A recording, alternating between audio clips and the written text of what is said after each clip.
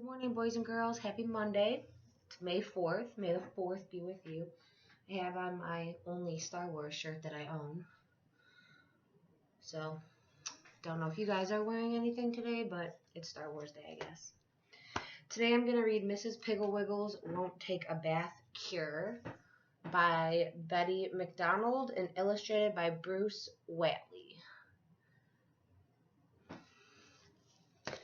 I hope you enjoy it.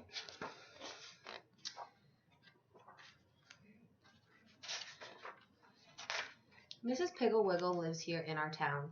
She has brown sparkly eyes and long brown hair, which she usually wears in a knot on top of her head, like I do.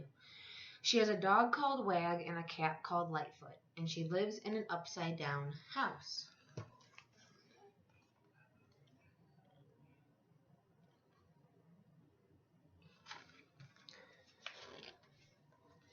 All the children love Miss Piggle-Wiggle, and Miss Piggle-Wiggle loves them. She's always ready to stop whatever she's doing and have a tea party, and she's glad to have children dig worms in her petunia bed. In fact, Miss Piggle-Wiggle just naturally understands children, which of course is why all the parents call her whenever their children are being difficult. Mrs. Piggle-Wiggle always knows exactly what to do to help cure children's bad habits, like not taking a bath, which was Patsy Brown's bad habit.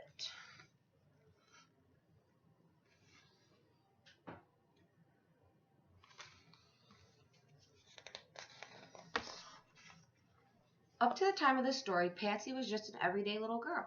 But one morning, Patsy's mother filled the bathtub with nice warm water and called to Patsy to come and take her bath.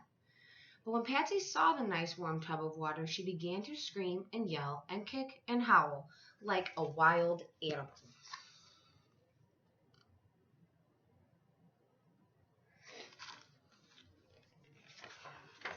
Naturally, her mother was quite surprised to see her little girl acting so peculiarly, my goodness, strange. But she just said, "Now, Patsy, stop all this nonsense and hop into the tub." Patsy ran from the bathroom yelling, "I won't take a bath. I won't ever take a bath. I hate baths. I hate baths. I hate baths."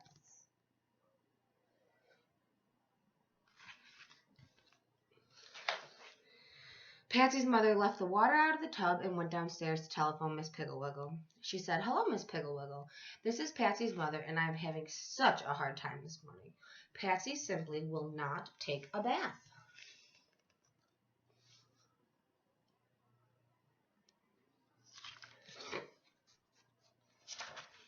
Miss Piggle-Wiggle said, "I would say the radish cure is probably the quickest and most lasting. All you have to do is buy one package of radish seeds. Then let Patsy alone as far as washing is concerned. When she has about half an inch of rich black dirt all over her, scatter radish seeds on her arms and head.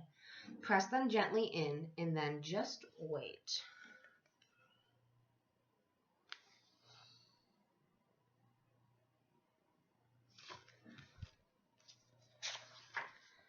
The next morning, Patsy's mother didn't say one single word to Patsy about a bath, and so Patsy was sweet and didn't act like a wild animal. The next day was the same, and so was the next.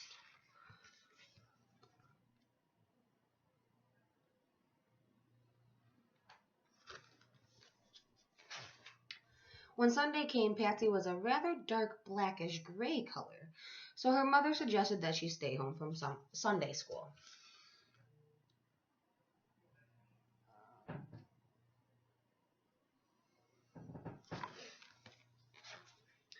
At the end of the third week, Patsy skipped out to get the mail, and the postman, on seeing her straggly, uncombed, dust-caked hair and the layer of dirt on her face, neck, and arms, gave a terrified yell and fell off the porch.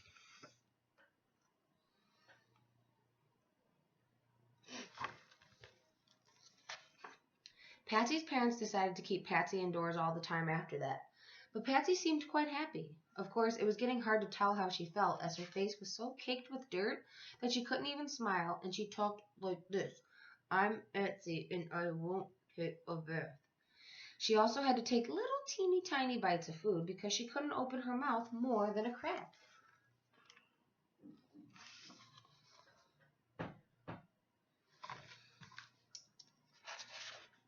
At last the day came when Patsy was ready to plant That night when she was asleep, her mother and father tiptoed into her room and gently pressed radish seeds into the dirt on her forehead, her arms, and the backs of her hands.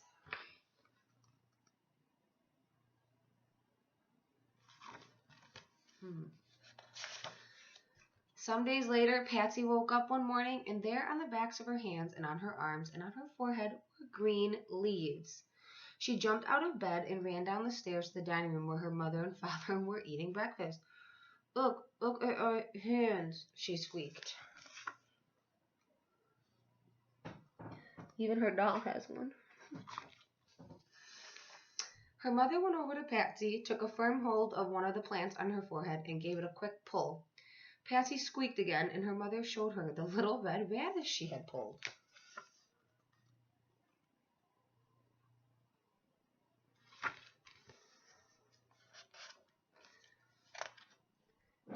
Patsy suddenly said, "Mother, I want a bath." "What did you say, dear?" asked her mother, busily pulling the radishes and putting them in neat little piles on the dining room table.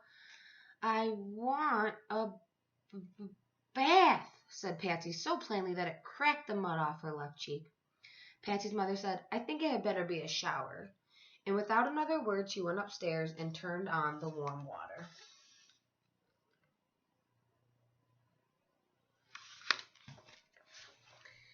Patsy was in the shower all that day. She used up 2 whole bars of soap, and she didn't even come out for lunch. But when her father came home for dinner, there she was, waiting for him at the door, clean and smiling, and in her hand she had a plate of little red radishes.